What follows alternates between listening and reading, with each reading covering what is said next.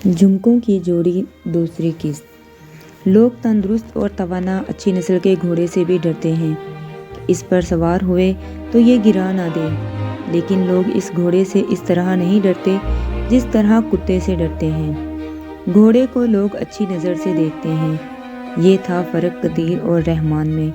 شیخ نذیر نے قدیر کے لیے 2 گھروں سے رشتہ مانگا تھا اور دونوں گھروں نے کسی نہ کسی بہانے سے معذرت کر لی تھی۔ وہ عزت دار گھرانے تھے۔ یہ تو جانتے تھے کہ شیخ نذیر کے گھر میں دولت ہے، لیکن وہ لوگ عزت کو ترجیح دیتے تھے۔ تاج اور رحمان کے باپ نے تاج کا رشتہ قدیر کو دے دیا۔ اس میں رحمان راضی نہیں تھا، لیکن باپ کی عزت کا خیال کرتے ہوئے وہ چپ رہا۔ اس طرح تاج، جو ایک خوبصورت اور سلیقہ شار لڑکی تھی، شیخ نذیر کے گھر آ گئی۔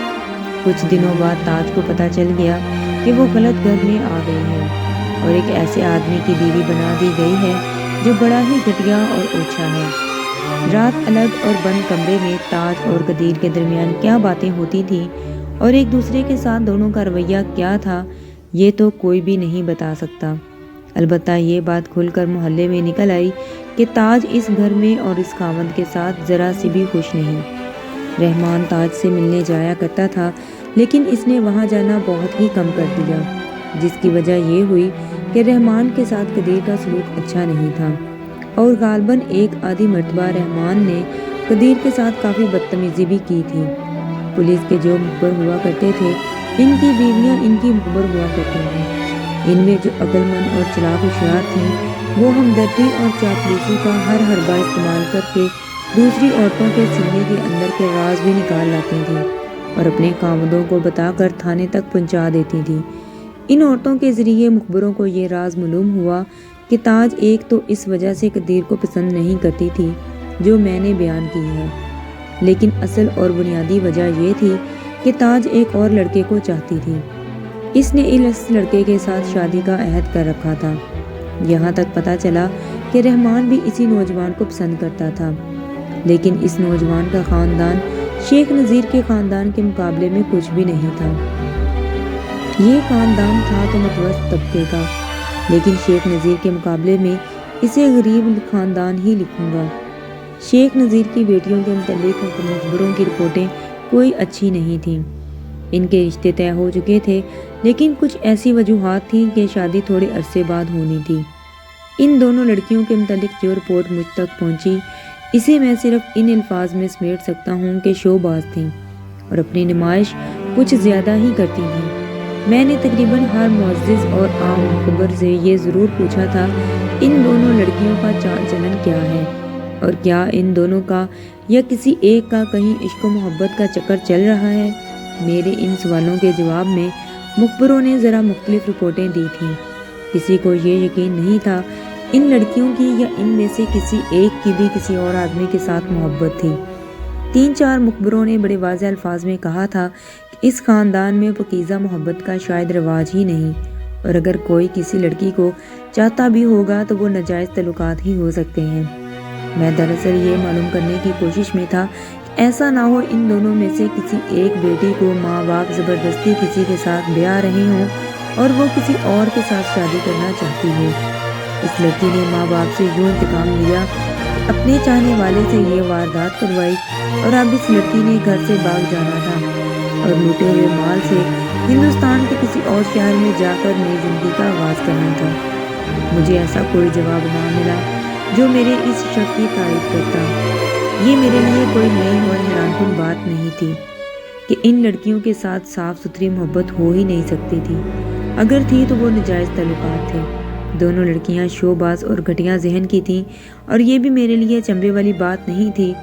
جیسا باپ تھا ویسی ہی بیٹیوں کو ہونا چاہیے تھا، اور پھر حرام کی کمائی کی لعنت ہی ایسی ہے۔ جس گھر میں حرام کی کمائی کی جائے، اس گھر کی اولاد کا کردار حلالیوں جیسا ہو ہی نہیں سکتا۔ قدیر اور اس کی بہنوں کے کردار کو ایسا ہی ہونا چاہیے تھا جیسا ان کا تھا۔ میں نے پہلے بتایا کہ شیخ نذیر کے لٹ جانے کا مجھے ذرا سا بھی افسوس نہیں تھا، کیونکہ یہ سارا مال تھا ہی لوٹ مار کا۔ یہ جھوٹ اور فراڈ کی کمائی تھی جسے اسی طرح اڑنا تھا۔ ایک تو بیٹا اڑا رہا تھا، اور پھر قدرت نے ایسا ہاتھ مارا کہ اتنی زیادہ مالیت کا زیور اور نقد رقم نکل گئی، مجھے سب سے زیادہ شیخ نذیر کی نوکرانی اور اس کی بیٹی کو شامل تفتیش کرنا چاہیے تھا، لیکن کچھ سوچ کر ان دونوں کو متشبہوں کی فہرست میں کچھ نیچے کر دیا۔ ان پر مجھے گھر بھیدی ہونے کا شک تھا۔ اب شیخ نذیر کی بہو تاج کے بارے میں یہ باتیں معلوم ہوئیں تو میں نے اس نوکرانی اور اس کی جوان بیٹی کی ضرورت محسوس کی۔ میرے ذہن سے ابھی یہ شک نہیں نکلا تھا کہ یہ واردات گھر کے ہی کسی فرد نے کروائی ہے یا گھر بھیدی کا رول ادا کیا ہے۔ مجھے آج تک یاد ہے کہ میں نے 3 مخبروں سے اس نوکرانی اور اس کی بیٹی کے متعلق پوچھا تھا۔ تینوں نے متفقہ طور پر کہا تھا کہ بہت ہی غریب اور دیانتدار عورت ہے۔ وہ اپنی بیٹی کو بیانے کے لیے محنت مزدوری کر رہی تھی۔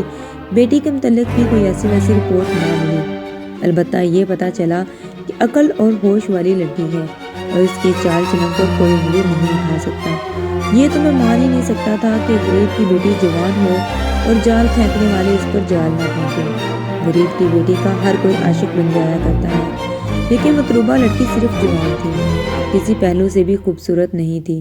اس کا رنگ سانولا تھا، ملنسار اور خوشتبا تھی۔ میں نے اس ماں بیٹی کو تھانے بلوایا۔ کچھ دیر بعد نوکرانی اور اس کی بیٹی تھانے میں آ گئی۔ میں نے دونوں کو اکٹھے اندر بلا لیا اور بٹھا کر تسلی دی کہ وہ ڈرے نہیں۔ میں نے 2-4 باتیں پوچھنی ہیں۔ میں نے دیکھا کہ لڑکی تو کچھ حوصلے میں تھی، لیکن اس کی ماں تو جیسے لاش ہی بن گئی تھی۔ اس کا جسم ہڈیوں کا ڈھانچہ تھا اور چہرہ بالکل دبلا پتلا، جس کی ہڈیاں باہر نظر آ رہی تھیں۔ وہ بار بار میرے آگے ہاتھ جوڑتی تھی اور پھر اس نے رونا شروع کر دیا۔ جب ہاتھ جوڑتی تھی تو اس کے ہاتھ کانپتے نظر آتے تھے۔ میں نے ماں اور بیٹی کو اپنی خصوصی نظر سے دیکھا۔ ان کے چہروں پر مجھے مجرمانہ ذہنیت کی ہلکی سی بھی جھلک نظر نہ آئی۔ میں نے بیٹی کو باہر بھیج دیا۔ بیٹی باہر نکلی تو ماں پہلے سے زیادہ خوفزدہ ہو گئی۔ میں نے اسے پھر بڑی مشکل سے بہلایا پھسلایا۔ میں اسے شیخ نذیر کے گھر کے حالات معلوم کرنا چاہتا تھا، لیکن وہ میری بات کا جواب دینے کی بجائے ہاتھ جوڑ دیتی تھی۔ آخر اس نے بتایا کہ وہ اس لیے ڈرتی ہے کہ اسے نوکری سے محروم کر دیا جائے گا، اور شیخ نذیر کو پتہ چلا کہ اس نے اندر کی کچھ باتیں بتائی ہیں تو شیخ نذیر اسے مارے پیٹے گا اور اس کی بیٹی کے ساتھ نہ جانے کیسا گرا ہوا سلوک کرے۔ میں نے اسے تسلیاں دلاسے دیے، کچھ ہمدردی اور ارپنایت کے رنگ میں باتیں کی اور آخر تھوڑا سا ڈرایا اور دھمکایا بھی۔ اسے یقین دلایا کہ کسی کو پتہ ہی نہیں چلے گا کہ اس نے مجھے کچھ بتایا ہے۔ آخر وہ بولنے پر آ گئی اور یوں بولی کہ جو کچھ بھی دیکھتی رہی ہے، لیکن اس طرح لا تعلق اور انجان بنی رہی جیسے اسے کچھ نظر ہی نہیں آتا اور کچھ سنائی ہی نہیں دیتا۔ شیخ نذیر کی بیٹیوں کے متعلق اس نے کچھ اچھی بات نہ کی۔ اس نے مخبروں کی اس رپورٹ کی تصدیق کی کہ یہ دونوں لڑکیاں کسی کے ساتھ محبت نہیں کرتیں، نہ ہی پاکیزہ محبت کو مانتی تھیں۔ ان کے ہاں دوستی کا مطلب کچھ اور تھا۔ میں نے اس سے پوچھا کہ ان کے دوست کون کون تھے۔ اس نے بتایا کہ وہ کسی کا نام نہیں لے سکتی کیونکہ اس کے پاس کوئی ثبوت نہیں ہے۔ اس نوکرانی نے تاج کے متعلق ایک انکشاف کیا۔ انکشاف یہ تھا کہ تاج اسلم نام کے ایک جوان کو بری طرح چاہتی تھی اور اس کا ارادہ اسلم کے ساتھ ہی شادی کرنے کا تھا، لیکن تاج کے ماں باپ نے اسے قدیر کے ساتھ بیاہ دیا۔ مجھے یہ بتاؤ کہ تاج شادی کے بعد بھی اسلم سے ملتی ہے؟ نوکرانی نے وثوق اور اعتماد کے لہجے میں بتایا کہ تاج اسلم سے ملتی ہے اور اس نے کئی بار دیکھا ہے کہ اسلم گلی میں سے گزرتا ہے تو تاج چھت پر چلی جاتی ہے اور منڈیر سے اسے دیکھتی رہتی ہے۔ نوکرانی نے خاص طور پر نوٹ کیا کہ شیخ نذیر کے گھر کے قریب آ کر اسلم کی رفتار سست ہو جاتی ہے۔ نوکرانی سے یہ بھی معلوم ہوا کہ تاج اپنے ماں باپ کے گھر جاتی ہے تو کہیں نہ کہیں اسلم سے ملتی ہے۔ میں نے نوکرانی سے پوچھا قدیر کے ساتھ تاج کس طرح رہتی ہے؟ نوکرانی نے بڑے صاف الفاظ میں کہا کہ ان دونوں کی آپس میں بنتی ہی نہیں۔ تاج جب چاہتی ہے اپنی ماں باپ کے ہاں چلی جاتی ہے اور جتنے دن چاہے رہتی ہے۔ اس نے یہ بھی بتایا کہ قدیر اور تاج آپس میں کبھی کبھی لڑتے جھگڑتے بھی ہیں۔ قدیر کی ماں بہنیں اس طرح بیچ باچاؤ کرتی ہیں کہ قدیر کی طرفداری کرتی ہیں اور تاج کو برا بھلا کہتی ہیں۔ میں اس غریب اور بوڑھی نوکرانی کی حوصلہ افزائی کرتا چلا گیا اور ایسی اپنائیت کا اظہار بھی کیا۔ وہ پوری طرح میرے زیر اثر آ گئی۔ میرے ذہن میں ایک شک تھا، میں اس کے مطابق بات کر رہا تھا اور اس کی سن رہا تھا، اسے لقمے بھی دیتے چلا جا رہا تھا۔ ایک تو نوکرانی کے ساتھ میری گفتگو اور پوچھ گچھ کچھ زیادہ ہی لمبی ہو گئی تھی، یہ سب سنانا محض بیکار ہے، صرف کام کی باتیں بتاؤں گا۔ نوکرانی کی زبانی معلوم ہوا کہ قدیر کی ماں اور بہنیں تاج کو طنزیہ انداز میں یہ تاثر دیا کرتی تھیں کہ غریب گھرانے کی لڑکی ہے اور وہ خود بہت ہی امیر کبیر لوگ ہیں۔ میں نے نوکرانی سے بطور نمونہ کچھ باتیں پوچھی۔ نوکرانی نے بتایا قدیر کی ماں اکثر تاج سے کہا کرتی تھی کہ تمہارے پورے خاندان کو بما مکان ہم خرید سکتے ہیں۔ قدیر بھی تاج پر اپنا امیری کا روب جماتا تھا۔ نوکرانی نے ایک روز کی بات یوں سنائی کہ تاج کو قدیر کی ماں نے اس قسم کی طنزیہ باتیں کہیں اور ماں باہر نکل گئی۔ تاج اپنے کمرے میں تھی اور نوکرانی اس وقت اس کمرے کی جھاڑ پونچھ کر رہی تھی۔ قدیر کی ماں طنزیہ باتیں بک کر چلی گئی تو تاج کی آنکھوں میں آنسو آ گئے۔ نوکرانی نے تاج کے سر پر ہاتھ رکھا اور اس کے ساتھ ہمدردی کا اظہار کیا اور کہا کہ خدا انصاف کرے گا۔ اس روز تاج بہت روئی اور نوکرانی اسے بہلاتی رہی۔ تاج نے کہا کہ میرا بس چلے تو میں اس گھر کو آگ لگا دوں اور کچھ نہ چھوڑوں۔ اس نے یہ بھی کہا کہ خدا نہ جانے کب انصاف کرے گا، اس کے ساتھ تو کسی روز میں ہی انصاف کروں گی۔ نوکرانی نے اس قسم کی 2-3 اور باتیں بھی بتائیں جو تاج نے غصے کی حالت میں انتقام کے لب و لہجہ میں کہی تھیں۔ ان باتیں کا لب و لاب یہ تھا کہ تاج اس گھر میں سخت تنگ اور پریشان تھی، بلکہ یوں کہہ لیں کہ اذیت میں مبتلا تھی اور ان لوگوں سے انتقام لینا چاہتی تھی۔ اس کے منہ سے ایک بد دعا نکلتی تھی کہ یہ لوگ تباہ ہو جائیں تو انہیں پتہ چلے کہ غربت کیا ہوتی ہے۔ نوکرانی نے مجھے یہ واضح کر دیا کہ تاج اس گھر کی تباہی چاہتی تھی۔ نوکرانی کی موجودگی میں اس کی بیٹی کو اندر بلایا اور نوکرانی سے کہا کہ وہ اپنی بیٹی کو بتا دے کہ ڈرے بالکل نہیں، جس طرح اس نے خود ہر بات بتائی ہے اس طرح اس کی بیٹی بھی مجھ سے کچھ نہ چھپائے۔ نوکرانی نے اپنی بیٹی کی حوصلہ افزائی کی اور اسے کہا کہ تھانے دار صاحب بہت اچھے اور پیار والے آدمی ہیں، اس لیے ان سے کوئی پردہ نہ رکھنا اور یہ ہمارا پردہ رکھیں گے۔ میں نے نوکرانی کو یہ کہہ کر باہر بھیج دیا کہ اپنی بیٹی کی طرف سے بالکل مطمئن رہے۔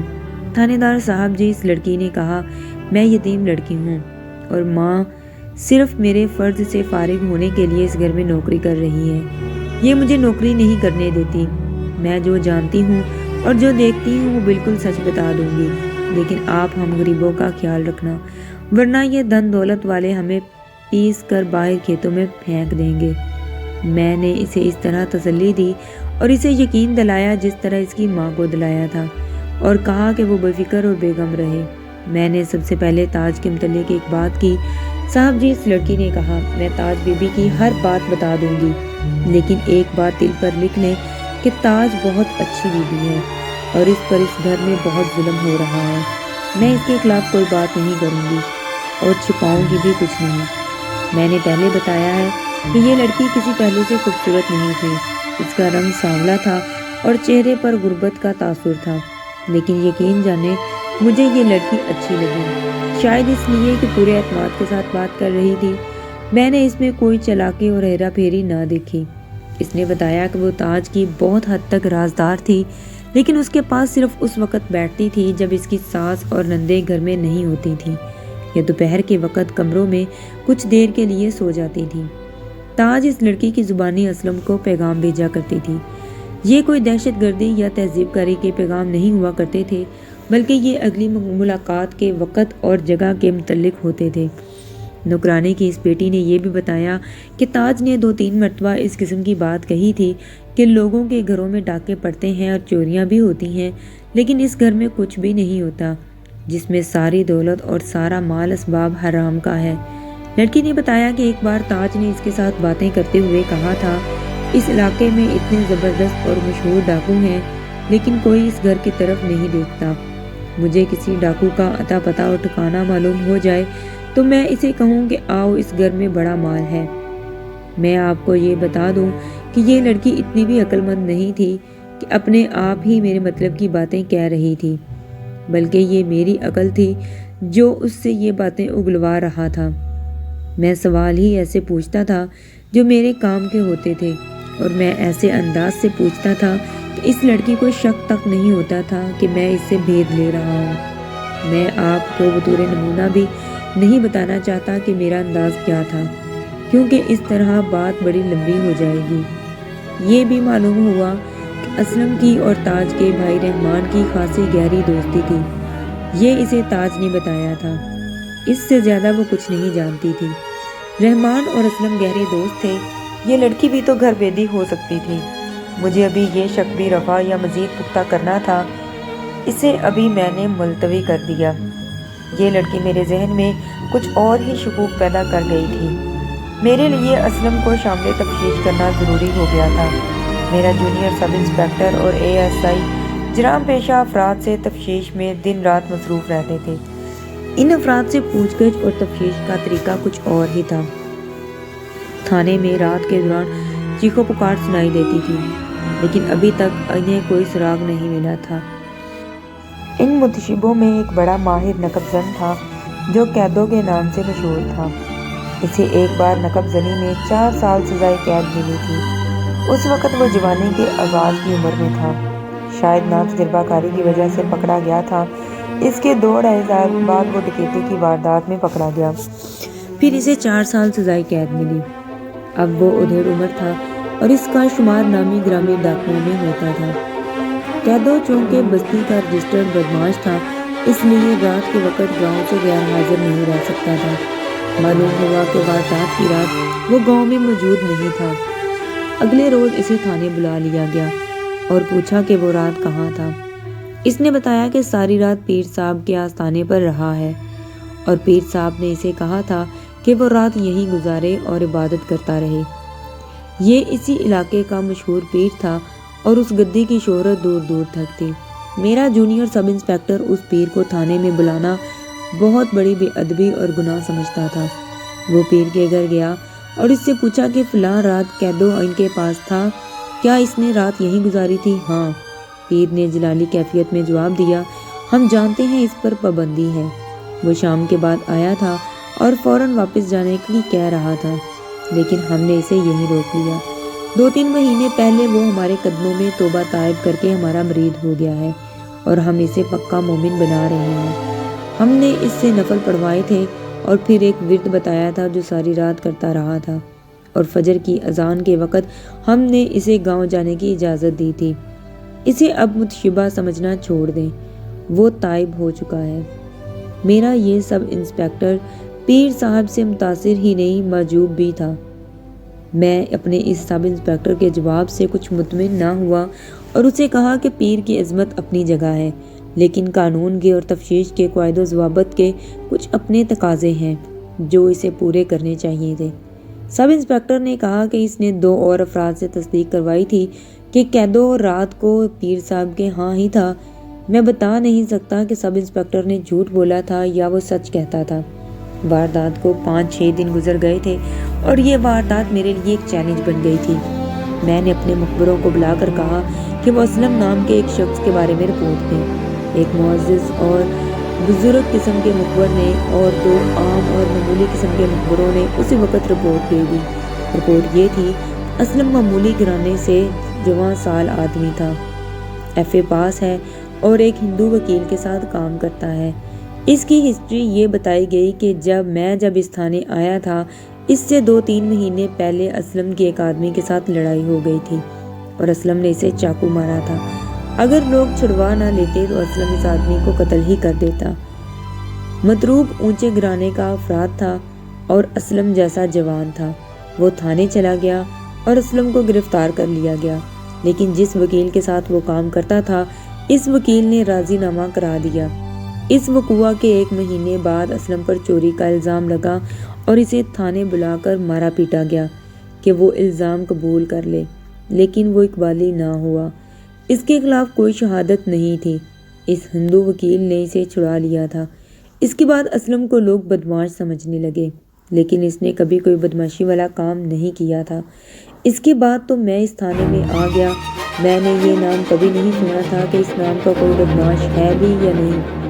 اب اسلم کے متعلق یہ رپورٹ ملی تو میں نے تاج کی ان انتقامی باتوں کو سامنے رکھا جو نگرانی کی بیٹی نے بتائی تھی۔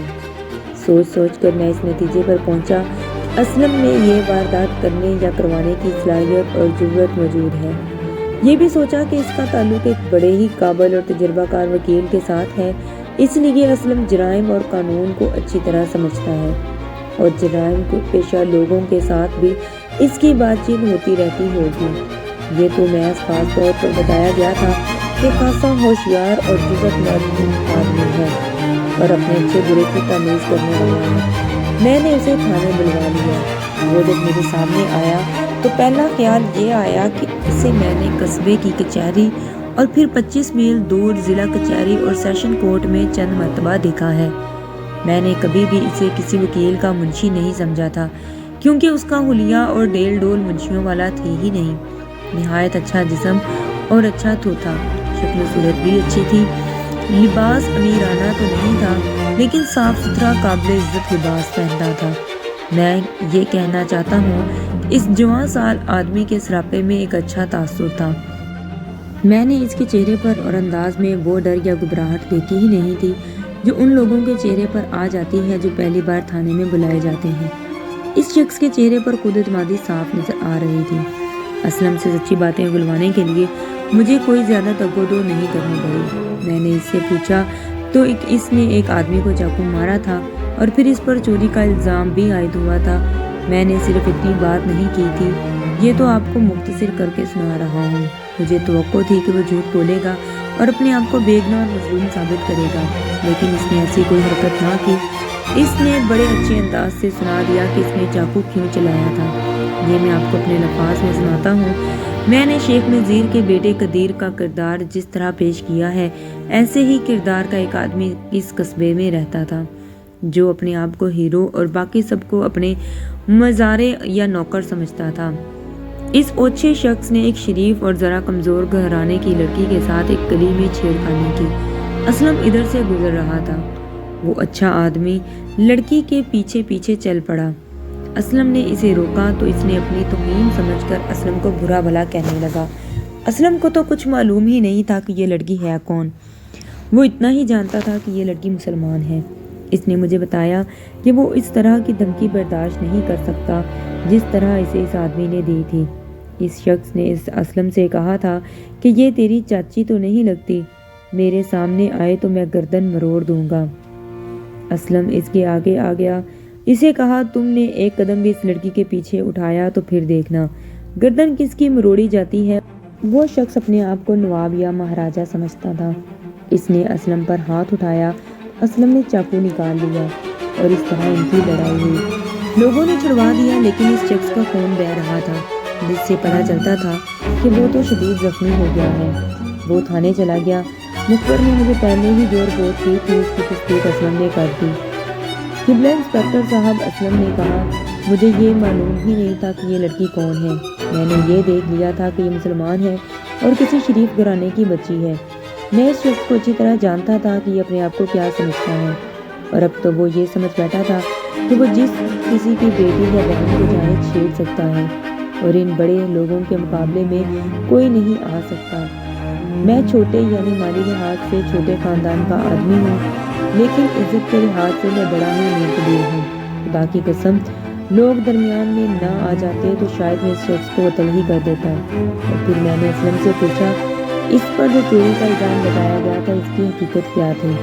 اس نے بتایا کہ یہ بڑے چودھریوں کا بیٹا تھا۔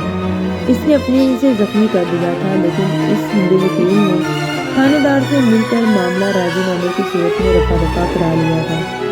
اس گھٹیا شہزادے کے باپ نے یہ انتقامی وار کیا کہ چوری کی ایک واردات ہو گئی، اسلم کو گرفتار کروا دیا اور 2 جھوٹے گواہ بھی پیش کر دیے۔